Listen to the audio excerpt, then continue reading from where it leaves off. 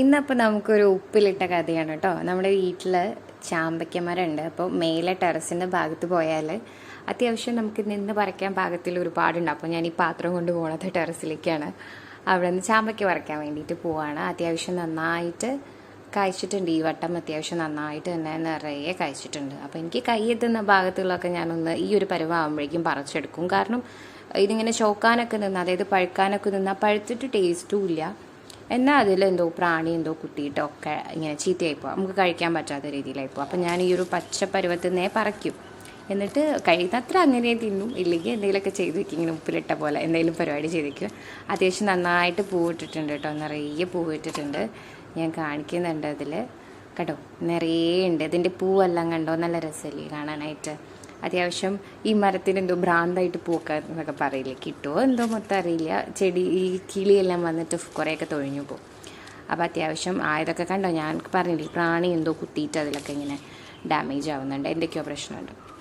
അങ്ങനെ ഇനി താഴെ നമുക്ക് കൈയെത്താത്തതൊക്കെ ഞാൻ അത്യാവശ്യം കുറേ ഉള്ളത് ഞാനിങ്ങനെ ഒരു കമ്പ് വെച്ചിട്ടൊക്കെ തട്ടിയിടാമെന്ന് വിചാരിച്ചു. അങ്ങനെ വേണ്ടിയിട്ട് പോവാണ്ട് കണ്ടോ, ഒരു കൊലയായിട്ട് നിൽക്കുന്നുണ്ടോ, അതിങ്ങനെ ഒന്ന് തട്ടിയിടാമെന്ന് വിചാരിച്ചു. പക്ഷേ കിട്ടിയില്ല, കാര്യമില്ല.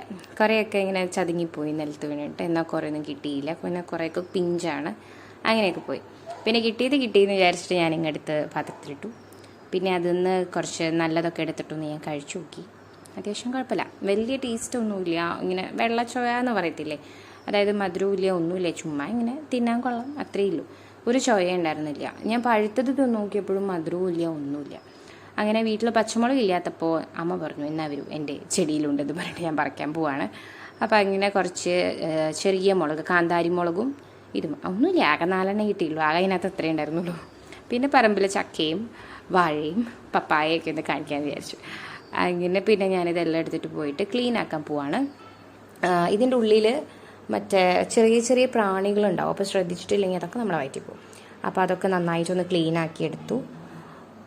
അതിനകത്തുള്ള സീഡെല്ലാം കളഞ്ഞിട്ട് കുറച്ച് എന്തൊക്കെയോ പൊടികളൊക്കെ ഉണ്ടായിരുന്നു, അതൊക്കെ കളഞ്ഞിട്ട് അത്യാവശ്യം നീറ്റാക്കി എടുത്തു. പിന്നെ ഞാൻ ആ പറിച്ചിട്ടുള്ള മുളക് ഞാൻ ഒന്ന് ചതച്ചു. വലിയ വെച്ചാൽ എരു പിടിക്കില്ലല്ലോ, ആകെ 4 എണ്ണല്ലേ ഉള്ളൂ. അപ്പം ഞാനൊന്ന് ചതച്ചു. അത്യാവശ്യം അത് നല്ല സ്പൈസി ആയിരുന്നു കേട്ടോ. അപ്പോൾ അത്യാവശ്യം ആ മുളകിനെ മതിയായിരുന്നു. പിന്നെ ആവശ്യത്തിന് വേണ്ടിയിട്ടുള്ള ഉപ്പ് ചേർത്ത് കൊടുത്തു, 2 സ്പൂൺ ഉപ്പിട്ട് കൊടുത്തു, അതും കുറവായിരുന്നു. പിന്നെ അതിനെയൊക്കെ ഒന്ന് നന്നായിട്ട് മിക്സ് ചെയ്തതിന് ശേഷം നമ്മുടെ സുർക്ക ചേർത്ത് കൊടുത്തു. അതിന് ഞാൻ 1 സ്പൂൺ മതി എന്ന് വിചാരിച്ചു. പക്ഷെ ഞാൻ എടുത്ത സാധനം സുർക്കയുടെ എസൻസ് ആയിരുന്നു. അതപ്പോൾ അത്യാവശ്യം കൂടിപ്പോയി. അപ്പോൾ മാക്സിമം അതൊക്കെ ഒന്ന് ശ്രദ്ധിക്കാം. ഓക്കെ. അപ്പോൾ അങ്ങനെ ഇതൊരു 2 ആഴ്ച കഴിഞ്ഞതിന് ശേഷമുള്ള കേട്ടോ. ഇതിങ്ങനെ ഇങ്ങനെ കുറിക്കാൻ കൊള്ളാമെന്നൊക്കെ പറയില്ല, ഇങ്ങനെ ചുമ്മാ ഇരിക്കുമ്പോൾ തിന്നാൻ കൊള്ളാം. ഇതാവുമ്പോൾ ചാമ്പയ്ക്ക് ടേസ്റ്റ് ഇല്ല എന്ന് പറയില്ലല്ലോ.